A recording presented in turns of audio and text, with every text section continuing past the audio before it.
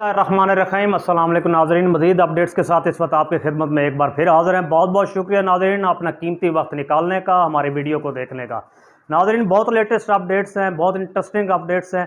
नाज़रीन एक बात अपडेट से पहले मैं आपको बात बता दूँ, 1857 की जंग आज़ादी के करीब करीब का वक्त है। जनाब बहादुर शाह जफ़र आखिरी मुगलिया सरबराह हैं हिंदुस्तान के। उन्होंने अपने एक जनरल को एक आर्डर जारी किया और ये कहा कि तुम मेरी बात नहीं मानते, लिहाजा हुक्म ये है कि तुम्हें बर्खास्त किया जाता है। उस सेक्रेटरी या जनरल का ये कहना था, वो इस बात पे उसने सुना, मुस्कुराया और ठट्ठा उड़ाया और साथ ये कहा कि जनाब अब आपका आर्डर नहीं चलेगा। यही कैफियत इस वक्त मुल्क पाकिस्तान में हो चुकी है करीब करीब।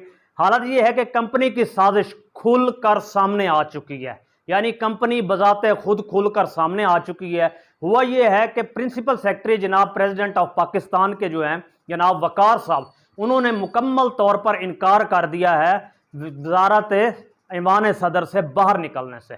जनाब सदर मोहतरम ने गुज़श्ता दिनों उनकी तमाम सर्विसेज के हवाले से उनको रिजेक्ट कर दिया था, उनको वापस भेज दिया था, मगर हुआ यह है कि उन्होंने ईवान सदर से निकलने से ही इनकार कर दिया है। वो अपने मौके पर डट चुके हैं।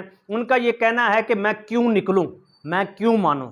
उसकी वजह यह है कि साथ साथ दूसरी सूरत हाल यह है कि इस वक्त सेक्रेटरी के साथ साथ ये हुआ है कि सदर को भी इस्टेब्लिशमेंट डिवीजन ने एक लेटर लिख दिया है। सदर साहब ने मांगा कि हुमैरा अहमद को दिया जाए इनकी जगह।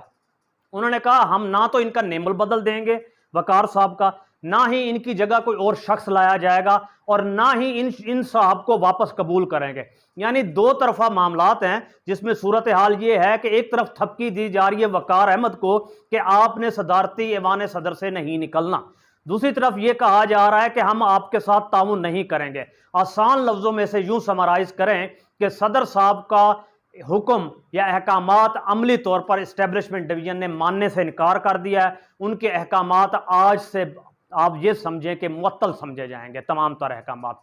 ये एक रबड़ स्टैंप है। लेकिन इसके साथ साथ हुआ ये है कि पीडीएम हो, पीपल्स पार्टी हो, उन्होंने सख्त एहतजाज किया है। उनका कहना है कि फिल फॉर सदर को इस वक्त जनाब इस्तीफा दे देना चाहिए या इन्हें बर्खास्त कर देना चाहिए। उनकी जगह सादिक संजरानी, जो कंपनी को भी सूट करता है और सबको सूट करता है, उनको नया प्रेसिडेंट ऑफ पाकिस्तान लगाना चाहिए।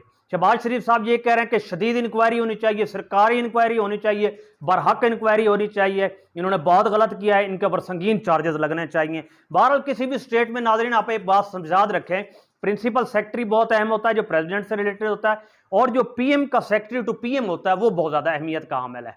ये दोनों ओहदे बड़े अहमियत के हामिल हैं, लेकिन इस वक्त पूरी दुनिया में ये जग हसाई का बायस बन गया है। नाजरीन चीफ जस्टिस ऑफ इंडिया हैं काटजू, उन्होंने अपना एक आर्टिकल लिखा है और आप हैरान होंगे, इस वक्त आपकी स्क्रीन पर भी नजर आ रहा है। हालत यह है कि उन्होंने पाकिस्तान को पागल खाना करार दिया है, जो सूरत हाल हमारी बन चुकी है।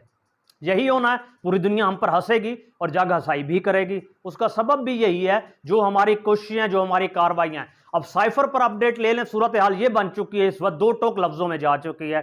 अगर तो इमरान खान ने वो जो पर्चा लहराया था वो असल था, तो फिर तो ये है कि इमरान खान ने ऑफिशियल सेक्रेटरी सीक्रेट एक्ट की खिलाफ वर्दी की है, उनके खिलाफ केस बनेगा।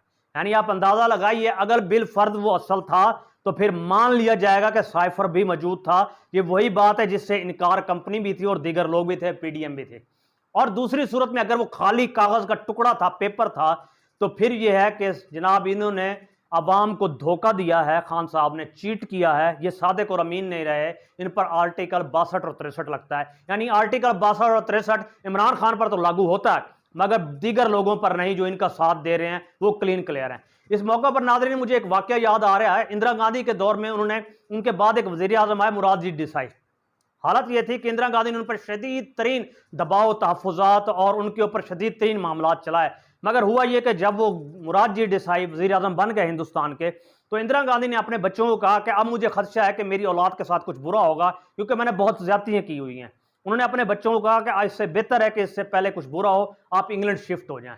ये बात जब मुराद जी देसाई को मालूम हुई, तो उन्होंने दोनों के मुश्तरका दोस्त जो थे जयप्रकाश से रब्ता किया। जयप्रकाश ने किसी भी तरह आधी रात को मीटिंग तय की, जिसमें इंदिरा गांधी और जनाब मुराद जी देसाई ने मुलाकात की। मुलाकात की शक्ल में यह निकला, मुराद जी देसाई ने कहा कि मोहतरमा बात यह है कि आप हमारे मुल्क का फख्र हैं, आपने 71 की वार जीती है, आप नेहरू साहब की साहबजादी हैं, आप इस मुल्क की प्राइम शख्सियत हैं, आप एक ज़हीन शख्सियत हैं।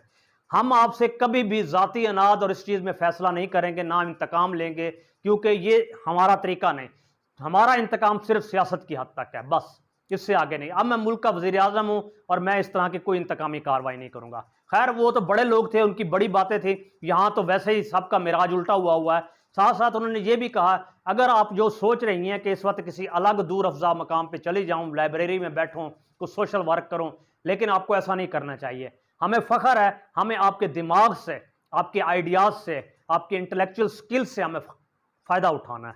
नाज़रीन, ये होती हैं कौमें, इस तरीके से कौमें बना करती हैं। बहरहाल बिल्ली के गले में घंटी बंध चुकी है, देखते हैं आने वाले वक्त में क्या होता है। बहुत बहुत शुक्रिया। अपना